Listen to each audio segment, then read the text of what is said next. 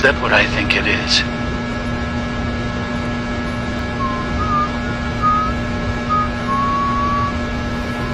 I'll try to get inside.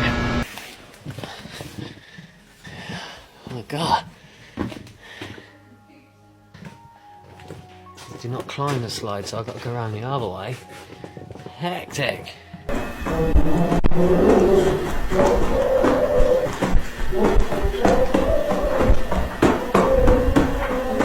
Once a growing and bustling Ukrainian city, Pripyat is now a shell of its former self and likely haunted. Located in northern Ukraine and about 90 kilometers from the capital of Kiev, the town used to have a community of 50,000 people. But in 1986, the Chernobyl power plant had a horrible disaster, and the nuclear fallout that ensued was catastrophic. The plant had 4 nuclear reactors, and on April 26, 1986, reactor number 4 blew up during a test. The Soviets were initially reluctant to make the disaster public, but had no choice when nuclear reactors 1,000 miles away in eastern Sweden began recording radiation levels 10 times higher than normal. Fire from the explosion had sent plumes of highly radioactive fallout across the USSR and Europe. Being just 2 kilometers away from the Chernobyl nuclear power plant, Pripyat and its residents was dangerously close to the nuclear fallout. The human body isn't made to withstand that level of radiation, and all areas near the blast had to be evacuated immediately. The town of Pripyat and all of its tens of thousands of residents was no exception. Decades have passed, and this place has been eaten alive by time with no human intervention. With the horrible radiation fallout as well, who knows what sort of creatures are lurking here now? Its buildings have decayed and been partially reclaimed by the elements, and wild animals that roam through apartments people used to call home, sports complexes, and amusement parks. In the town post office, hundreds of letters from 1986 still sit waiting to be mailed. While radiation levels in Pripyat have dropped enough in recent years to allow former residents to make brief visits, scientists estimate that it could take several centuries before the town is once again safe for habitation. Number 4 on this list is Gukujima, Japan. Being 480 meters in length and 160 meters wide, this small island holds a lot of history and ghost stories. Just 15 kilometers from Nagasaki and in front of the Japanese coastline. In the late 1950s, the island had a population of over 5,200 people. The people that resided in the Gukujima Island were mostly coal miners and their families. Since the island is so small, at its peak in population, it was once the most densely populated place on the planet, 9 times the population density of Tokyo. Now the island is left completely abandoned and is effectively crumbling to pieces. The coal mining facility was previously called Battleship Island because its buildings and seawall make it resemble a warship. As for the island's fate, it was abandoned in the 1970s when petroleum fuels made coal obsolete. But abandoned does not mean empty, because the ghosts of the past have taken over the island and its buildings. The buildings were built by Korean and Chinese prisoners who were forced to work here from 1930 to just after World War II. The conditions of these forced laborers were hard, and some never made it back home. The people who worked here named the island Jail Island, or even Hell Island. After the war, the Japanese came to the island to work here themselves. In 1974, the mines started to run out of coal and people left the island. Soon, the island's uninhabited parts were reclaimed by nature. The weather conditions started affecting the concrete and buildings started falling apart. Sometimes people camped out here, but that was a very dangerous thing to do. The government wanted to discourage people from going over on their own and therefore decided to make it open to the public. Even though tourists are allowed to visit the island today, the echoes of the past still linger here, especially in the minds of the relatives of those forced laborers that have been forced to work here and inside the crumbling buildings. Fishermen who sail near the island claim they have seen strange flickering lights in the buildings, even though the island has no electricity. Strange noises have been heard and cold spots have been felt. People say they had the sensation of being watched, and there are some claims of people that have been touched by unseen hands. Nowadays, people who have visited say the decaying settlement contains so many items from the 70s that it almost looks as if people still live there. Day trippers beware, though as exploring Hashi Fukushima takes organization, and many of the building structures are dangerously unstable. Number 3 on this list is Deception Island in Antarctica. Deception Island can be found just off the northwest Antarctic peninsula in the South Shetland Islands. The island itself is quite remote and can only be reached by ship. The island was once known for being the safest harbor in Antarctica and used as a sealing and whaling station, having interested Britain, Chile, and Argentina for a place of science and military, where Britain ended up using it as a military base, but not for long, as it was deserted when volcanic activity destroyed it in 1960. Today, Deception Island is a popular Antarctic tourism destination and a scientific outpost for summer research teams from Spain and Argentina. With a history rich in destruction and conflict, the horseshoe-shaped landmass can leave visitors with more than a touch of nostalgia and even the uneasy feeling that the island is true to its name, that something here is not as it seems. Since it's been abandoned, the island is known to be a paranormal active hotspot, as many of the ghosts of Deception Island are plain to see, with abandoned scientific research stations, airplane hangars, whaling operations, and military bases being scattered around the island. Many who have visited Deception Island have said they felt uncomfortable, as though they're not alone in more ways than one, with many visitors having heard strange voices seemingly coming out of nowhere. Others claim to have seen shadowy figures. Strange orbs of light are commonly seen there as well, only adding to the mystery and intrigue of such a place. With no immediate way to escape the island, making the risks of visiting the island and interacting with paranormal activity a little scarier. Number 4 on this list is Krakow, Italy. Even though the residents of Krakow, Italy are long gone, the town on the hill remains abandoned. Located atop a 1,300-foot cliff overlooking the river valley below, the town was founded in the 8th century. Krakow is only 40 kilometers inland from the Gulf of Taranto and a part of Italy's Basilicata region.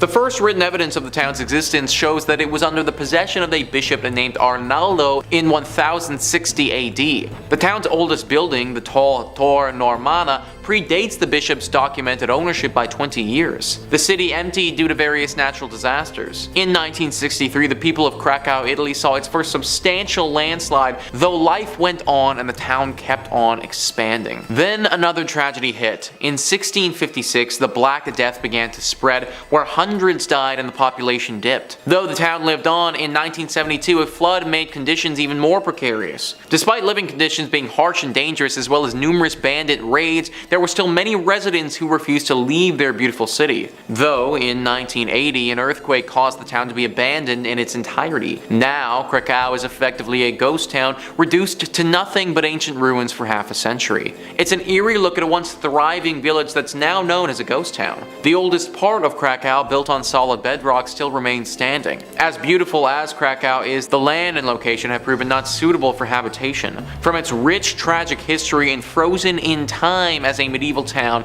it's only safe to assume that the town is haunted by its past. And finally, number 1 on this list is Kennecott, Alaska. Built in 1903, the town of Kennecott was once bustling with people, full of workers who came to the town in search of wealth and work in the mines. There were businesses, shops, a train connection, and a lot of life. Then, in 1938, the town was abruptly abandoned by its citizens, leaving most of their possessions behind. Since the middle of the 1950s, the place has been completely deserted. In the Kennecott mines, it was not gold that people were digging for, like in so many other places, but copper. After copper was discovered in the area in 1900, a group of wealthy investors formed the Kennecott Copper Corporation to mine the incredibly rich veins in the jagged mountains. In the 27 years the mine was in full operation, the company made more than $100 million and a company town grew around the mine. It grew quickly into a major town with a school, a hospital, a saloon, and a brothel. But by 1938, the copper deposits were mostly gone,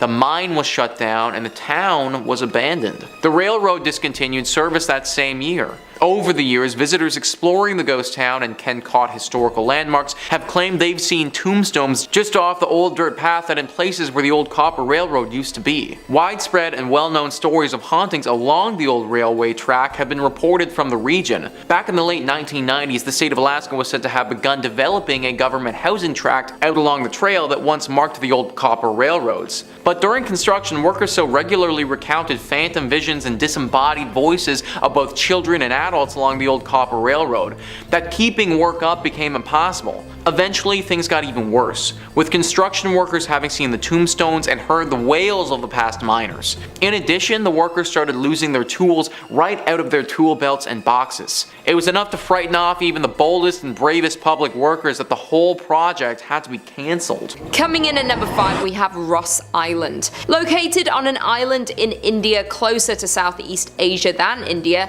the island is known for beautiful beaches, unique marine life, coral reefs, and largely undisturbed forests. But beyond the island's beautiful views and stunning wildlife lies a dark past. Ross Island is one of the 572 islands that make up the Andaman and Nicobar Islands. Now, the island is a ghost town where the remnants of a 19th century British settlement lie in ruins. In 1857, reacting to an unanticipated Indian revolt, the British Empire chose remote islands as the site of a penal colony, and Ross Island was one of them. The British first arrived in 1858 with 200 Indian convicts. The deadly task of clearing the thick jungle fell upon the inmates, while the officers stayed on the ships. Moreover, the development and town built at Ross Island began in 1858, and the prisoners were forced to build its buildings. The island was transformed to resemble a British town, with houses, offices, clubhouses, bakeries, stores, churches, and everything else that the British would not miss when they were away from home. The British ruled Ross Island for more than 80 years, up until nature was against the development. In 1941, a gigantic earthquake affected the island and left the town on the island completely ruined. The British thought rebuilding the town would not be worth it, and overnight left the island in complete ruins. Abandoned in the 1940s, the island is now being reclaimed by nature. Homes, a massive church, ballrooms, and even a graveyard all are in varying stages of decomposition, being taken over by an unyielding forest. In at number 4, we have Tulingua, Texas. Near the Mexican border, you'll find the town of Tulingua, Texas. In the 1800s, it was discovered that the area in which Tulingua was built was plentiful in cinnabar, a red mercury sulfide, from which mercury can be extracted. This caused an influx of miners to the area, but it wasn't until Jack Dawson's discovery and production of the area's first mercury in 1888 that it drew a population of 2,000, and by 1900 there were 4 mining companies in the area. When the Chisos Mining Company opened in the mid-1800s, workers and their families quickly relocated to the Tulingua, Texas. The Chisos Mining Company was founded and began operations in 1903 near Tulingua, Texas. The company specialized in the extraction of quicksilver and mercury. In 1799, Charles Harvard discovered that compounding the element produced fulminate mercury crystals, establishing its marketability. These crystals are useful in the production of gunpowder cartridges and shells. Mercury production had peaked during the First World War but began to fall, thus Chisos Mining Company had filed for bankruptcy and the miners began to trickle out. When the mine went bankrupt in 1942, Perry sold it and moved away. The population was around 3,000 at its peak, though it said that everyone up and left the municipality in the 1940s once the mercury was picked through. Thus, the once busy city became the ghost town we know today. It is now home to 110 people. By the end of the war, it was an abandoned ghost town. In at number 3, we have Kennecott, Alaska. A once flourishing town with businesses, shops, a train, and a lively community is now left as a ghost town. The town of Kennecott in Alaska was flooded with people after copper was discovered in 1900. After the discovery, a group of wealthy investors formed the Kennecott Copper Corporation to mine the mountains above the Kennecott and Root glaciers. In the 27 years the mine was in full operation, the company and town grew significantly in fortune and people, and at its peak Kennecott employed 600 people. But by 1938 the copper was mostly gone, the mine was shut down and the town was left abandoned. The town was abruptly abandoned by its citizens, leaving most of their possessions behind. Since the middle of the 1950s the place had been completely deserted, with the railroad discontinued service that same year. Reports of ghosts along the abandoned tracks of the Kennecott train have been claimed for decades, while other visitors report having seen old tombstones along the route of the tracks, though the gravestones then vanish by the time the visitors make their return trip. Others have reported hearing disembodied voices and phantom children laughing. Reportedly, a 1990s construction project were halted after workers were scared away by the creepy sounds and unexplainable events. In at number 2 we have Exclusion, Belize. I hope that's how you say it. Deep in the jungle of Belize lies an ancient ruins of an abandoned town that has been left to crumble. The town has been left abandoned for over 1,000 years, though before the abandonment of this large and populated town, Exclusion was a thriving metropolis. The first construction at the site dates back to sometime in 200 AD, with the growth of the town continuing until its final days of functioning as a city. The town grew to consist of many temples and palaces, including its largest and most recognizable, known as El Castillo. Exclusion has lied abandoned since around 1000 AD. It is thought that due to consistent devastating events such as an earthquake and other natural disasters, caused a sudden evacuation of the large Mayan city around 700 AD. The disaster caused extensive damage to the main pyramid of Exclusion.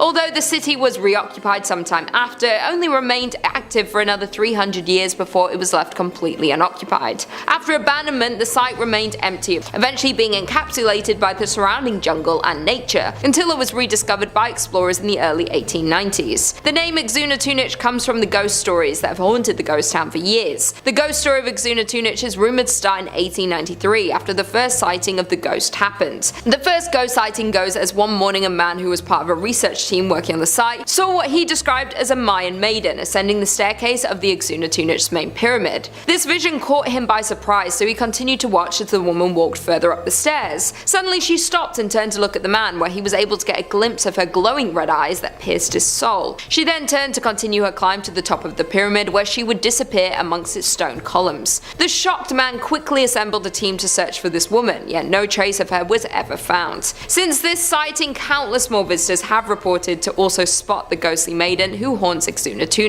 She is always described to be ascending El Castillo's stairs. To this day, the sightings and reports from visitors continue. The ghost frequency is what gives Exclusion its name, which translates to the Stone Lady in the Mayan language. Some believe that this Mayan maiden have formerly lived within the city many years ago. Others believe that she was a human sacrifice, trapped to relive her last moments of ascending to the top of the pyramid where her ritual would have been conducted. Then there are a few who believe her to be some sort of ancient godly spirit linked to the site and the Mayan culture. And finally, in at number 1 we have Calico, California. The ghost town of Calico can be found in California, midway between Barstow and Yermo. The beginning of the town started in 1875 and was built under the impression that there were prospects for silver in the Calico Mountains. But in the spring of 1883, many of the local miners left Calico when borax was discovered 3 miles east at Borate. Though Calico again boomed in 1884 as additional silver discoveries were made. Gaining a population of some 2,500, the town supported 24 saloons and gambling dives that never closed, as well as more establishments such as the church, public school, dance school, and a literary society, along with dozens of retail businesses. By the late 1800s, Calico was bustling with prospectors searching for their fortunes, and the Calico mining district became one of the richest in the state. Calico's final decline began when the price of silver fell in the 1890s, but the break production kept it alive, even through the panic of 1906. They tried to hold on, and borax for a time substituted for the shiny metal that had been Calico's fortune. Calico kept churning out valuable minerals until it finally exhausted its supply in the 1920s. Calico was soon abandoned and left to gradually decay in the desert sun until little remained, but in 1951 it was purchased by the Walter Knott, an ex-miner, and rebuilt as a modern ghost town. He restored the town to mostly how it was, in certain cases rebuilding some of the old structures as they were back in the 1880s. Considered one of the top haunted locations in California, Calico has its fair share of ghost stories, when one of the most active and known ghosts of the abandoned town is Lucy Lane. Lucy is often seen in a black lace dress walking back and forth between her home and store. Others have allegedly seen phantom school teachers and other residents who have been known to grab visitors' legs or pinch their ankles. Some visitors have also reported seeing a floating red light inside the buildings, while other visitors have reported extreme cold spots throughout the mine and an eerie feeling in various places of the town. In at number 5 we have St. Elmo, Colorado. St. Elmo, Colorado was a former gold mining camp in Chaffee Country. Today it is one of the best preserved ghost towns in Colorado, as the entire district was placed on the National Register of Historic Places in 1979. The area was originally settled in 1878 and was made official in 1880, when gold and silver began to bring many people to the area. At one point the population reached more than 2,000 people. In 1881 the Denver, South Park, and Pacific Railroad came through the area and a station was built in St. Elmo. From here the tracks continued to Romley, Hancock, and through the historic Alpine Tunnel. St. St. Elmo was considered the main source of supplies arriving by train for the area settlers, and eventually several merchandise stores, 5 hotels, a telegraph office, a town hall, 5 restaurants, 2 sawmills, a schoolhouse, a weekly newspaper called The Mountaineer, and numerous saloons and dance halls filled the town. The miners worked at several mines throughout the area that were rich in silver, gold, copper, and iron. In 1890, a fire destroyed the business section and the town was never entirely rebuilt. This was about the same time that St. Elmo's peaked in population with about 2,000 residents. Afterward, many of the mines were depleted and many miners moved out of the area. More mines continued to fail in the ensuing years, and the closure of the Alpine Tunnel in 1910. The state of the structures paired with depleting mines led many in the community in search of new, more prosperous mining towns to call home. The railroad continued to run until 1922, and it has been said that the rest of St. Elmo's population rode the last train out of town, never to return. In 1969, the United States recognized St. Elmo as a historic district, and soon after, it became a unique tourist attraction that's open to the public, showcasing what life was like in the Old West. There is no shortage of urban legends and reports of hauntings in St. Elmo, but the most common occurrence of paranormal activity centers around the town's most notable family. To this day, one of the members of the Stark family still can be spotted in the ghost town. Anton's only daughter Annabelle resided there until she died in 1960. As legend has it, Annabelle continued her promise to protect the city even after she took her last breath. In at number 4 we have Rhyolite, Nevada. Founded in 1904 and abandoned by 1916, Rhyolite was one of several short-lived boom towns from the late gold rush era. People were drawn to the desert on the edge of Death Valley by the promise of gold found amongst quartz in local mines. And by 1906 the town had all the promising indicators of permanence and the largest population in the area. The town's citizens had an active social life, including baseball games, dances, basket socials, whist parties, tennis, a symphony, Sunday school picnics, basketball games, Saturday night variety shows at the Opera House, and pool tournaments. In 1906, Countess Majowski opened the Alaska Glacier Ice Cream Parlor to the delight of the local citizenry. That same year, an enterprising miner, Tom T. Kelly, built a bottle house out of 50,000 beer and liquor bottles. But in 1907, the US financial markets were rocked by panic that saw closures of banks, businesses, and mines. Rhyolite began to falter. The mine closed in 1911. Some claim that Rhyolite, about 120 miles northwest of Las Vegas, was once home to thousands of people, though not much remains of its glory days, which lasted less than 20 years. Set up in 1905, the town was a mining hotspot, but after the richest ore was exhausted, workers left for a new pasture, and the population had dropped to close to zero by 1920. Industrialist Charles M. Schwab invested heavily in Rhyolite's infrastructure, which boasted a school, electric lights, water mains, newspapers, a hospital, and even an opera house, some of which can be seen today. There are only around 10 significant structures, yet the site is very evocative. The crumbling remains set against a backdrop of stark desert hills. In at number 3 we have Jazeerat al-Hamra, which is best known as the ghost town of the United Arab Emirates, is said to be the country's most haunted place, remaining a number of spooky events experienced by the locals and curious visitors. Jazeerat al-Hamra is an abandoned village located to the south of the city of Ras Al Khaimah, one of the 7 emirates that form the UAE. The coastal territory is the region's best example of a pre-oil village, displaying 3 distinct types of early and mid-20th century Gulf architecture. The town of Ras Al Khaimah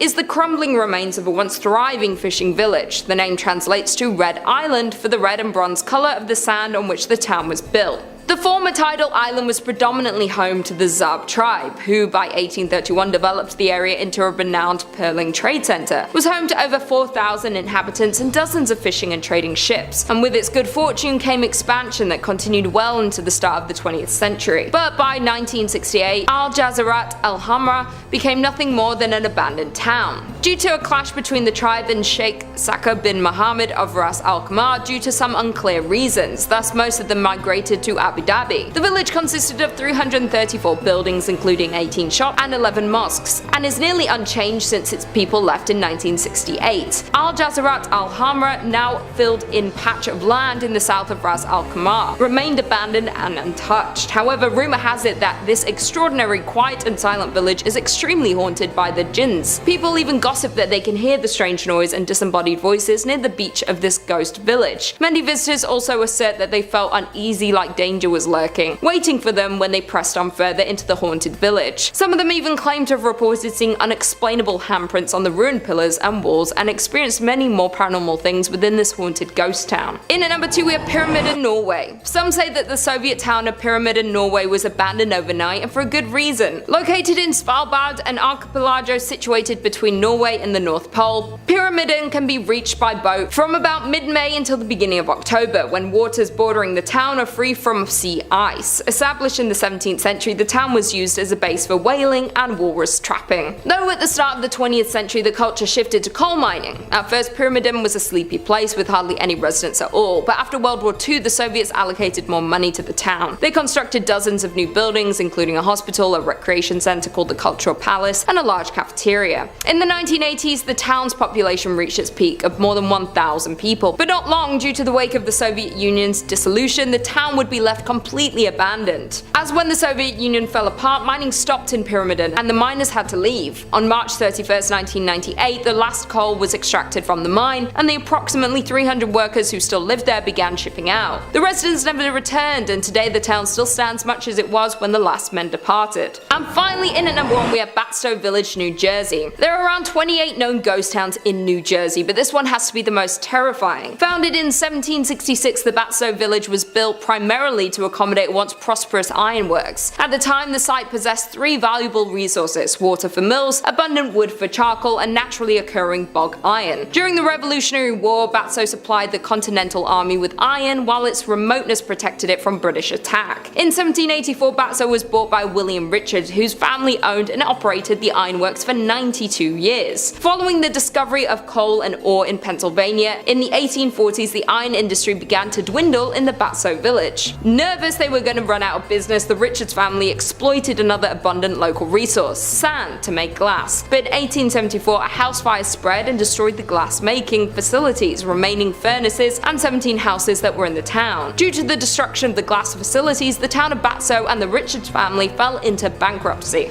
The Richards and many of the villagers moved away after the accident, leaving the site silent. In 1876 the property, along with huge tracts of land around it, was purchased by industrialist and businessman Joseph Wharton, with the plan of reinventing the declining town into an agricultural, foresting and cranberry farm. But after his death in 1909 the land was held by a trust until purchased by the state in 1954 to form the Wharton State Forest. The state's plan for the town was to restore its 50-room mansion as well as to rebuild the dam that was located on the lake, though the efforts to reinvent Batstow weren't enough to save it from its inevitable end. As when the state of New Jersey bought the village with a plan of improving it, the residents didn't see a future in the town, so they all left it, with roots that can be traced back to 1766 and the last remaining resident leaving in 1989. There are more than 40 structures still standing in the historic town, including a charcoal kiln, carriage houses, stables, ice and milk houses, a blacksmith, general store, gristmill, and a wheelwright shop, though they are all left untouched since the last residents left in 1989. Coming in at number 5 we have Bodie, California. Located up in the Bodie Hills in Mono County, California near Yosemite, in 1859 4 miners found a good place to look for gold in the hills near the California-Nevada border. Bodie died in a blizzard not long after, but a small mining town sprung up at their camp. The town was home to 10,000 people.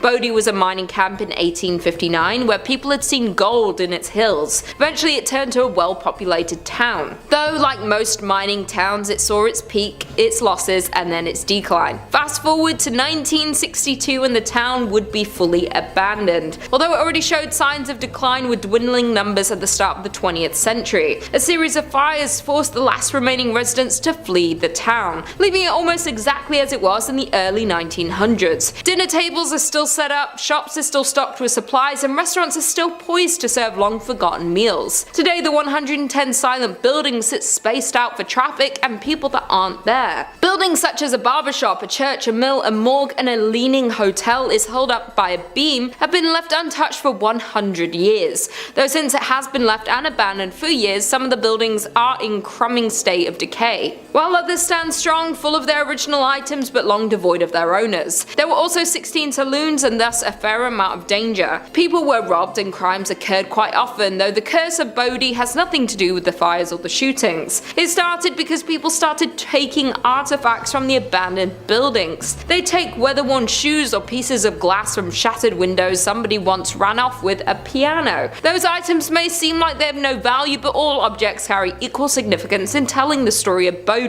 Thus, the curse of Bodie emerged, where if you take something from Bodie, bad luck will come around to get you. Because of the rumor spreading of a curse, people who stole items would send them back, often including heartfelt apology letters explaining that they didn't expect their fish to pass, or their romantic life to tank from stealing from Bodie. Coming in at number 4, we have Bannack, Montana. The once bright star of Montana is now a ruin, a town in arrested decay, with few remaining storefronts, saloons, and hotels. The town was founded in 1862 when a group of Pikes Peakers from the goldfields of Colorado set up camp on the banks of the creek. Finding gold, the miners staked claims and promptly failed to keep the find a secret. By the spring of 1863, the area boasted a population of 5,000. By 1864, Bannack had started to fade, losing importance. The remnants of the past still exist with empty buildings and weathered wood. Today, over 60 structures remain standing, most of which can be explored. The town is known as a site for paranormal activity. It is known that ghosts of the abandoned town walk the streets of Bannack.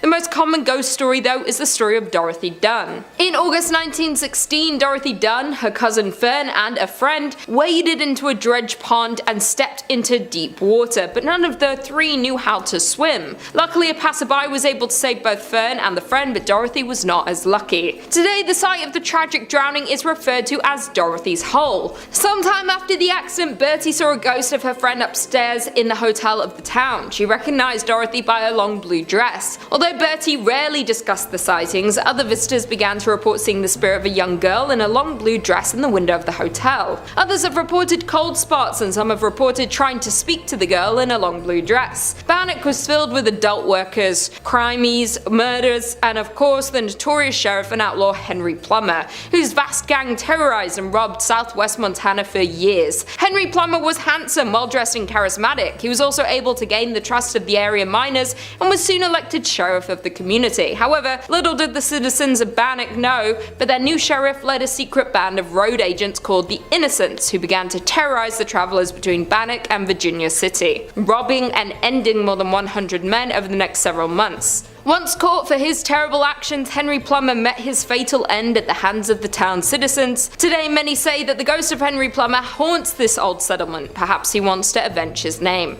In at number 3, we have Thurmond, West Virginia. The historic town of Thurmond, located in the heart of New River Gorge, was established by Captain William D. Thurmond in the 1880s. Captain Thurmond passed in 1910, but the town continued its growth. During its height in the 1920s, the town was flourishing with a number of businesses and facilities in the railway industry. Thurmond had 2 banks, 2 hotels, stores, a cinema, and offices, yet after a series of setbacks, Thurmond soon went from boom to bust. A number of factors played a role in the town's slow decline. The first problem was the increased rail competition and the emergence of cars. Then in 1930, a fire that led to the closure of the biggest hotel in the town, the Dunglen Hotel, only furthered the decline. The final fate of the town was the Great Depression, and by 1950, Thurmond was a ghost town. Thurmond saw a small revival during World War II when coal was in high demand, but it was not enough. Afterward, the coal fields began to play out. Today, Thurmond stands at just 5-person population, which is why it is nearly vacant ghost town, as the remaining residents either move on or pass away. The house and the land it sits on became the property of the National Park Service. Walking around Thurmond today is a sad reminder of the countless other boom towns which once thrived with human activity, but today are silent and forgotten. Many buildings have long since disappeared, either torn down or, as in the case of the well-loved hotel, burnt to the ground in suspicious circumstances. Many of the family homes lie in increasingly decaying condition, while some have disappeared altogether,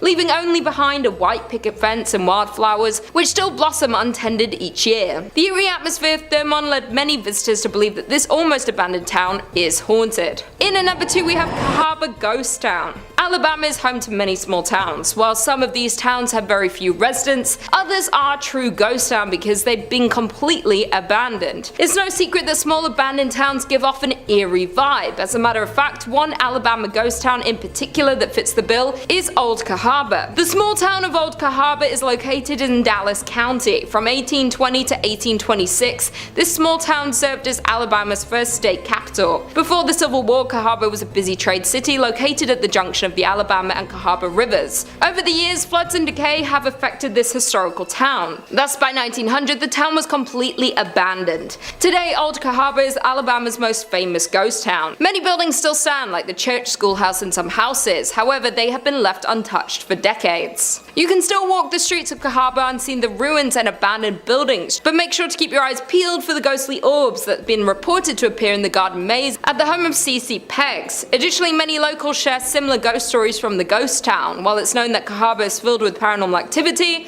one groundskeeper that works at the New Cahaba Cemetery has reported hearing voices as they worked. While tourist groups claim to have recordings of unusual sounds, and others say they've captured unexplained lights or shadows in photographs. Another site that's reportedly haunted is the Barker House. This mansion was built in 1860 by Stephen Barker and contained slave quarters behind the house. After people started leaving the town in 1870s, the house was bought by Samuel McGurdy Kirkpatrick. It burned in 1935 and was rebuilt, but today it's in pretty bad condition. The only people usually left inside are paranormal investigators. Reports from said investigators include seeing a ball rolling across the floor on its own, and a stuffed animal appearing to communicate with something else in the room. But the most well-known haunting in Cahaba is Peggs' ghost. Colonel Christopher Claudius Peggs was the leader of the 5th Alabama Regiment and was wounded leading a charge at the Battle of Seven Pines in Virginia in May 1862. He died from his wounds 2 months later, on July 15th. As the story goes, a couple were walking behind Peggs' home in the spring of 1862. As they walked, they spotted a ball of light. They tried to touch it, but their hands went right through it. It disappeared, but later came back and followed the couple. Due to all the mysterious crimes that happened in association to Peggs, seeing an orb around his former house is considered a bad omen and possibly even a supernatural warning. And finally, in at number 1, we have Centralia, Pennsylvania. Located in a quiet valley of Columbia County, Pennsylvania,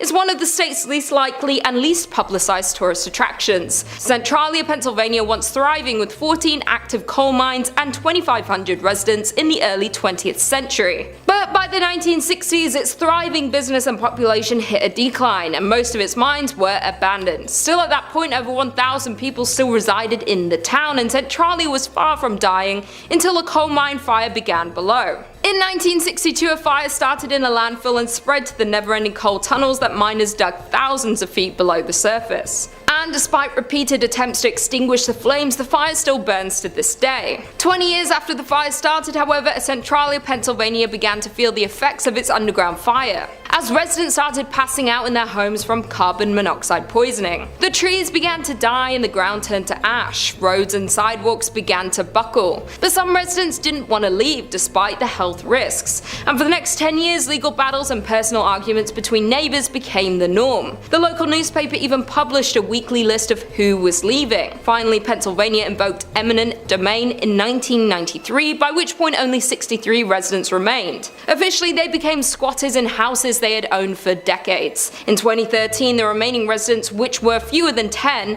won a settlement against the state. Each was awarded $349,500 and ownership of their properties until they die, at which point Pennsylvania will seize the land and finally demolish what structures remain. Coming in at number 5, we have Grafton, Utah. Located just a few miles away from Zion National Park in Utah, the now abandoned town of Grafton can be found. The town was originally established in 1859 when 5 Mormon families nearby were led to establish a town they called Wheeler to plant cotton, which would have been a profitable commodity during the Civil War. After only 2 years, the town was struck by a massive flood starting on January 8th of 1862 that washed away the entire town. However, the pioneers did not give up up that easily and moved about a mile upstream and founded a new town named Grafton. They grew cotton, alfalfa and wheat, but life was harsh and many residents lost their life due to the diseases and various accidents. The mortality rate was also extremely high, which accounts for about 77 total graves in the nearby cemetery. The town flourished for a while despite recurring floods, with a church and adobe schoolhouse being built in 1886, but when the Hurricane Canal was built in 1906,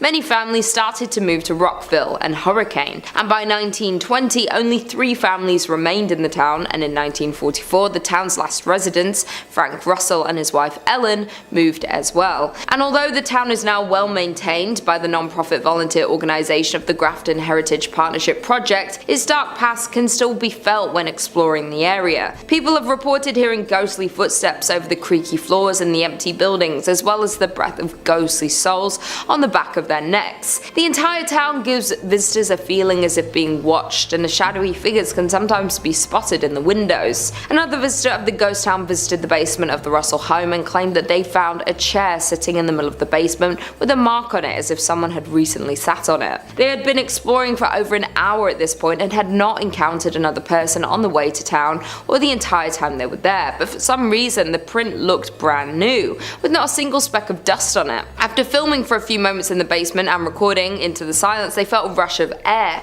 as if someone had just walked past them, which scared them, and they decided it was time to leave. There are even rumours of skinwalkers lurking in the area. Even the cemetery itself has many reports of people hearing crying, laughing and chilling screams, especially late in the day and when it's overcast. Some people have even seen a woman in a dress with her hair in a bun walking around the cemetery sobbing, but when they approached her she disappeared into thin air. There is no doubt that there is definitely a very uncomfortable feeling while walking around the gravestones, which isn't surprising knowing the sad history of the people laid to rest there. In at number 4 we have Deadwood, South Dakota. The town of Deadwood is located in South Dakota and gained attraction in the gold rush of 1876. In 1875, a miner named John B. Pearson found gold in a narrow canyon in these northern Black Hills. This canyon became known as Deadwood Gulch because of many dead trees that lined the canyon walls at the time. Practically overnight, the tiny gold camp boomed into a town that played by its own rules that attracted outlaws, gamblers and gunslingers along with gold seekers. At its height, the city had a population of 5,000, attracting larger-than-life Old West figures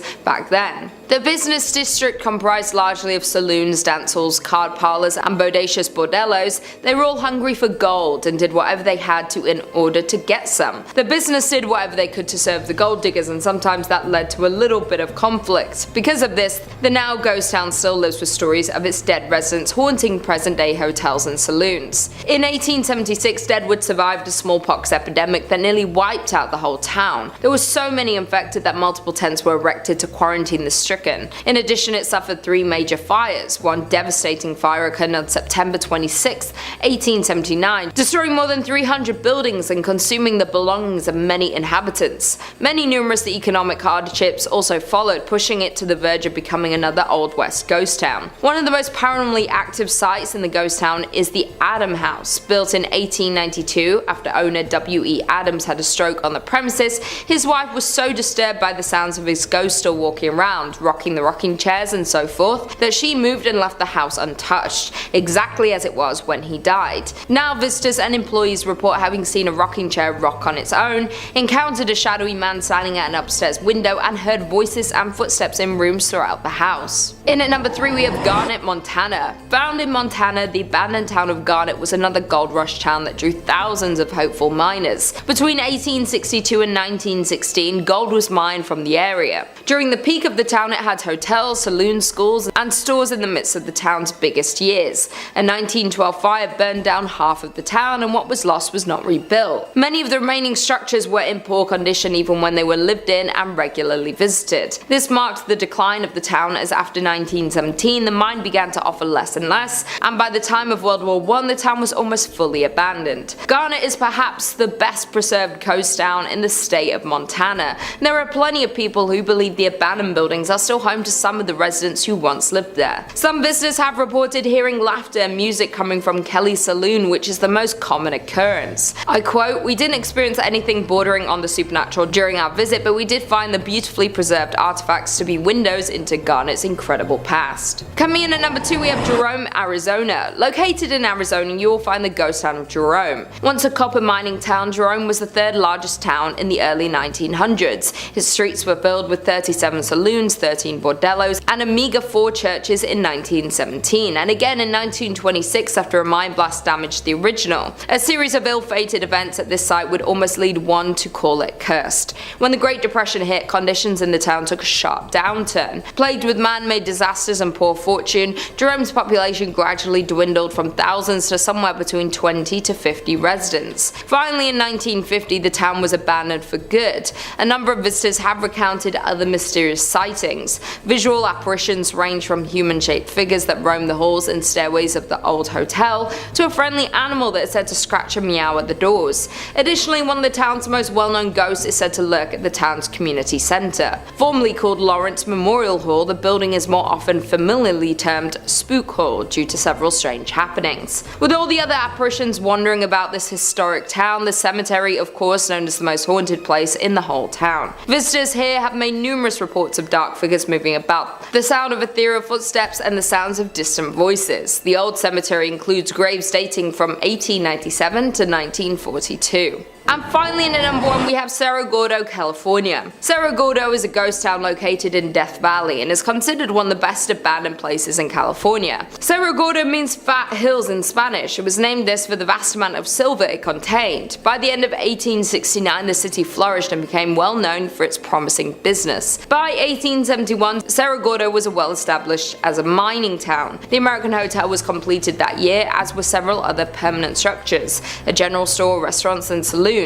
At its height, the town had 5,000 residents. In 1875, Cerro Gordo suffered a series of setbacks, necessitating the shutdown of its furnaces. These problems resulted from a scarcity of ore in the mine, which had lasted for several months, and the temporary drying up of its water supply. In addition, by late 1876, a fire accident happened through some of the mine buildings and the union shaft, and the furnaces were closed the following February due to the disaster. A more lethal blow was dealt by falling lead and silver prices, effectively ending this era of activity at Cerro Gordo. Because of all the tragedy that occurred in Cerro Gordo, there's been multiple paranormal investigations held at the grounds of the abandoned town. While the new owner of the town was purchasing it, he was warned that they might have some visitors hanging around, and by visitors they meant spirits. One of the now owner's ghost stories goes along the lines of, as he was walking toward the bunkhouse, he looked at the window, the curtain pulled to the side and a little face poked out. Under the assumption that the contractors were staying in the bunkhouse, he asked when they were leaving, and he was told that they're gone for 2 weeks. So a little uneasy, he locked up the door and went for a hike. By the time he got back, the kitchen light was on, even with the lock still on the door. In at number 5, we have Batstow Village in New Jersey. Located in New Jersey, Batstow Village is a historic community centered around the Batstow Iron Works. The site was ideal for iron work because there was water for mills, abundant wood for charcoal, and naturally occurring bog iron. The well-preserved and lovingly restored village dates back to 1766. As the operation of ironwork grew, so did the village. There were mills, cottages, and over 3 dozen structures and buildings still remain, many from the early 1800s. But by mid-1800s, iron production declined due to the discovery of coal ore. As the need for iron declined, then glassmaking was pursued by the town, but at that point the population already started to dwindle. When Joseph Wharton purchased the property, he primarily focused on forestry and agricultural endeavors. After Joseph Wharton passed in 1909, the property was managed by a trust. The state of New Jersey began buying the land in the 1950s. The last resident to leave the town left in 1936, but not before strange disappearances occurred. According to local legend and a bunch of conspiracy theorists, Ong's Hat offers a portal to a different dimension. In the 1970s, a few professors from Princeton fled there after being mocked by their quantum physics theories. This is when they claimed to have discovered interdimensional travel. According to other local legends, the devil is the 13th born son of the Leeds, the first inhabitants of New Jersey. Mother Leeds gave birth to a healthy baby, who within minutes transformed into this beast. This old ghost town is said to be a hotspot for the Jersey Devil activity, and in the last 50 years there have been numerous reports and encounters with the beast in this area. Some of these encounters include strange tracks along with hearing screams just outside of the village. One sighting of the Jersey Devil comes from a group that saw the creatures crossing the street in front of them. When visiting the village, some say you can feel his presence as if he's he's walking right behind you. In at number 4 we have Bodie, California. Located up in the Bodie Hills in Mono County, California, near Yosemite, in 1859 4 miners found a good place to look for gold in the hills near the California-Nevada border. Bodie died in a blizzard not long after, but a small mining town sprung up at their camp. The town was home to 10,000 people. Bodie was a mining camp in 1859 where people had seen gold in its hills. Eventually it turned into a well-populated town, though like most mining towns it saw its peaks, its losses, and then its decline. Fast forward to 1962 and the town would be fully abandoned. Although it already showed signs of decline with dwindling numbers at the start of the 20th century, a series of fires forced the last remaining residents to flee the town, leaving it almost exactly as it was in the early 1900s. With the dinner tables still set, shops are still stocked with supplies, and restaurants are still poised to serve long-forgotten meals. Today the 110 silent buildings sit spaced out for traffic and people that aren't there. Buildings such as a barbershop, a church, a mill, a morgue, and a leaning hotel are held up by a beam and have been left untouched for 100 years. Though it has been left abandoned for years, some of the buildings are in a crumbling state of decay, while others stand strong, full of their original items but long devoid of their owners. There were also 60 saloons and thus a fair amount of danger. People were robbed and crimes occurred quite often, though the curse of Bodie has nothing to do with the fires or the shootings. It started because people started taking artifacts from abandoned buildings. They take weather-worn shoes or pieces of glass from shattered windows. Somebody once ran off with a piano. Those items may seem like they have no value, but all objects carry equal significance in telling the story of Bodie. Thus the curse of Bodie emerged: if you take something from Bodie, bad luck will come around to get you. Because of the rumor spreading of a curse, people who stole items would send them back, often including heartfelt apology letters, explaining that they didn't expect their fish to pass or their romantic life to fail from stealing from Bodie. In at number 3 we have Tellingua in Texas. The town of Tellingua, Texas was once a bustling mining town full of life, wealth, and promise. Today it's a ghost town with abandoned mine shafts, a general store, an old jail, a church, and multiple ghost houses. Tellingua became of interest to local miners in the late 1800s when they discovered cinnabar, a red mercury sulfide. A man by the name of Jack Dawson discovered that mercury could be extracted from the cinnabar, and by 1900 there were 4 mining companies in the area with a population of over 2,000 people. The Chisos Mining Company owned the entire town of Tellingua, and at one point they built a general store, a post office, a hotel, a school, a theatre, and even a telephone service. Though conditions in the mine were tough, with the 7-day work week being the standard, working long days in the desert heat led many miners to lose their lives in the mines. To make matters worse, the Chisos Mining Company even paid their workers in coupons, which could only be spent at the company-owned store. The decline started once the mines dried up. Companies left and the people left with them. One of the scariest parts of the town is the church, which sits on the hill above the ghost town. One quote says, "As we approached the church, the door opened all by itself. Inside the church, visitors report an eerie feeling when entering the church. Moreover, several others report experiencing blackouts, blurred vision, and even hallucinations while exploring the abandoned town." Researchers theorize that this is due to low-frequency sound waves in the area that are able to alter people's perceptions of the things around them, and as well as disorient them. In at number 2 we have Ludlow, Colorado. Located about 12 miles north of Trinidad, Ludlow, Colorado is a ghost town known for an infamous event in 1914. A former mining camp, it was the location of the Ludlow massacre. Beginning in 1910, the resident coal miners grew unhappy over their dangerous working conditions and began to debate a strike. By 1913, a strike had begun, much to the dismay of owner John B. Rockefeller. On April 20th, 1914, there was a massacre in Ludlow, where the Colorado National Guard and Colorado Fuel and Iron Company guards attacked miners, burning their tents to the ground. Known as the Ludlow Massacre, 25 people lost their lives. The massacre was the height of the Colorado Coalfield War, which began a year earlier in 1913. 2 coal mining counties, Las Animas and Huerfano, were the centers of the conflict. The United Mine Workers of America led the strike against the Colorado Fuel and Iron, owned by Rockefeller. They were upset over the horrible working conditions. Both parties led attacks back and forth over the years. Today, the old company town of Ludlow still stands as a ghost town, and the site of the tent city is also kept reserved, now under the care of the United Mine Workers of America. A monument to the deceased was also built by the Union at the site. In addition, the cellar where so many innocents perished is still in place. The doorway can still be seen and the dark depths of the pit can still be viewed. Though this isn't recommended, as many people who visit the abandoned ghost town report a strange feeling when looking through the doorway, and even worse, possible whispers around them with an unexplainable source. And finally, In at number 1 we have Helltown, Ohio. The abandoned town known as Helltown can be found in the Cuyahoga Valley in Ohio. Thus it's an eerie deserted town known by locals to be haunted. No people live in the area anymore, though there are still remnants of the lives of former residents left behind. The whole town is surrounded by hazardous roads that seemingly lead to nowhere. Locals believe this was done to confuse any wandering explorers. But the Helltown Church seems to have inspired the town's ominous name. The tiny white church is in the center of Helltown and is central to all local theories. Some say the church was a place of worship for practicing Satanists who still lurk around the closed-off roads, hoping to recruit unwelcome visitors. Others believe the town was evacuated after a chemical spill that resulted in bizarre mutations of the residents and animal population. The legend of the peninsula python stems from this theory. There even sits an abandoned school bus in the town with legends of its own. The story goes that the bus was carrying a group of high school students who were going to one of the ski resorts near Boston when an elderly woman flagged down the bus. She was in a panicked state and explained that there was a young boy in her house who was seriously hurt. The bus driver, in an attempt to help, turned down her driveway and drove into the woods hoping to help the boy. When the bus approached the house, Satan worshippers swarmed it and sacrificed all those on board. The bus sat back there for over 30 years, standing as a warning to all who decide to venture into Helltown. A local paranormal investigator set out to research the abandoned town, and to his surprise, what he discovered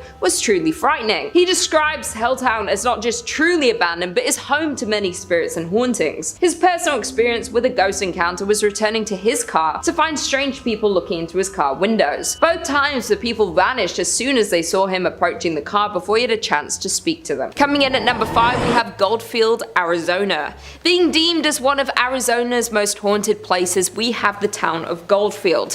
Founded in 1893, Goldfield was a promising land for gold mining.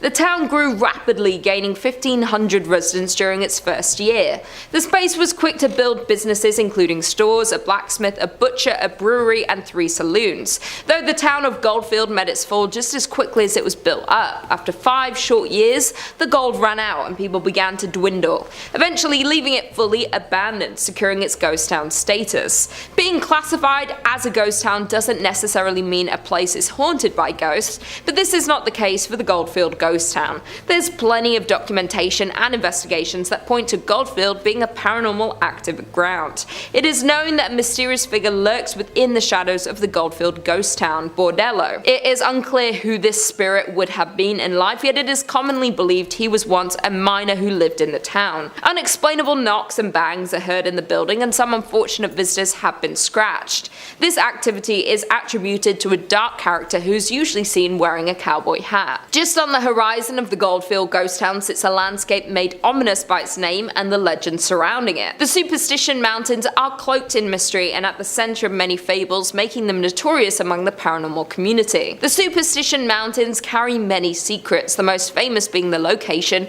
of a supposed deposit of gold and riches in the Lost Dutchman's gold mine. A curse has kept this treasure safe since the days of Goldfield's mining boom. Many have set out to locate these riches, and many have returned empty-handed or found only death. Countless adventurers have perished in the Arizona heat pursuing this chase. Their ghosts are said to now haunt the mountainside. Other secrets of the mountain have people believing that the hill is a place where evil spirits hid and told stories of a devil that lived behind the mountain. There's also a rumored apparition of a hugely tall skeleton named the Borrego Phantom, which appears to those exploring the mountain after dark. Another layer of creepiness is added to the mountain by the local legend that reptile-looking people surface there after dark. All of these creepy mysteries are summed up pretty nicely in the Superstition Mountain's name. In at number 4 we have Glen Rio, New Mexico. Found on the state border of Texas and New Mexico lies the town of Glen Rio. Founded in 1901, it was a town where wheat and cattle farmers settled and grew a community. Being divided between 2 states made for some unusual customs in Glen Rio. The mail would arrive at a train depot on the Texas side, but would have to be transported to the post office on the New Mexico side. The Texas side was part of a dry county, so all the bars were on the New Mexico side. Because the gasoline tax was higher in New Mexico, all the service stations were on the Texas side. By 1920, Glen Rio had a hotel, a hardware store, and a land office, as well as several grocery stores, service stations, and cafes. Though Glen Rio's permanent population never rose above 30 people, the town survived with its tourist-based businesses catering to the many travelers along Route 66. By 1985, only 2 residents remained in the small town, and the Texas post office was the only business open. It too has long since closed. Other buildings have overgrown sites, missing windows, or debris surrounding them. The detritus of 4 decades when Glenroe welcomed tens of thousands, fed and entertained them, and sent them on their way towards Chicago or California. In at number 3, we have Nevada City in Montana. Miners settled in Nevada City in 1963, along with establishing their homes and businesses in this new town. Located in southwestern Montana, the town is 1.5 miles from Virginia City. The town was thriving up until 1876, when the gold miners moved to other promising sites. In 1896, the Connery Placer Mining Company destroyed most of the city's buildings. The company dredged the gulch and later abandoned it, leaving heavy wooden barges. This abandoned town being haunted is old news, as the Nevada City Hotel is reported to be frequented by the apparition of a road agent who lost their life nearby, according to online sources. Visitors have also reported hearing footsteps in the hallways and seeing shadowy figures standing behind their reflections in mirrors. Additionally, the spirit of an older cowboy figure who never speaks but lurks in the hotel rooms and even sits at the bar in the Virginia City. Back when the hotel operated, guests also complained of a weeping woman, always in the same room, only to be told there was no guest in the room in question. In at number 2, we have Custer, Idaho. The mining town of Custer was born in 1879 by gold miners looking for their next gold hotspot. Prospectors discovered gold in what would become known as the Yankee Fork area of central Idaho in 1867. The area was worked on a small scale for more than a decade before the discovery of General Custer Mine. The General Custer Mining Company closed in 1888, and the district experienced a sharp decline. In 1899, the town of Custer has 5 saloons, 3 stores, a hotel, and 3 boarding houses, but the town never established even one church. By 1910, most of the mines in the area were closed, and the Yankee Forks boom years came to an end. The combined population of Custer and the nearby Bonanza was just 66 people. The Silver Messenger reports just 2 families remaining in Custer in 1911, and then being fully abandoned the year following. Today it has been purchased by the US Forestry Service, and in conjunction with the Friends of Custer Society, is slowly being made into a historic site. Some original buildings have already been renovated, some are in process, and many others are slated to be restored. Several buildings lost in a 1960s grass fire are due to be replaced with replicas. The Forgotten Town is a landmark for many people, such as tourists and especially paranormal investigators. In the old schoolhouse is a museum containing items left behind and showcases the town's unique history. Although interesting, you can't help but get an eerie feeling thinking about the people who once owned these items, as walking into one of these structures is like walking back in time. To think this town was once active with human energy and miners working every single day. And finally, in at number 1, we have South Pass City, Wyoming. Only about 10 miles north of the Oregon Trail is the shell of a town that used to be a busy gold mining camp. Established in a small valley along the banks of Willow Creek, the town was born in 1867. The town was built there because gold was discovered in the Wind River Mountains. By 1868, South Pass City boasted over 250 buildings, 1,000 people, and hundreds of claims. The town was extremely busy, as its half-a-mile-long main street boasted numerous hotels, restaurants, general stores, 2 newspapers, doctors, a bowling alley, and dozens of saloons. The mining district continued to grow to as many as 3,000 residents. Miners looking for investors and newspapers promoting further settlement in the area exaggerated the region's amount of gold. But for South Pass City, its great success wouldn't last, and just 2 years after its establishment would begin to show its first signs of declining. Hitting a fall in early 1869, the town resurged briefly after outside a capital was poured into the area, but would fall again as expenses and hardships to recover the gold proved too costly for most miners. By 1872, the town was only occupied by only a few hundred people. In the end, South Pass would become a permanent ghost town. By 1949, the last of the pioneer families had moved on from South Pass City, and the buildings had fallen into disrepair.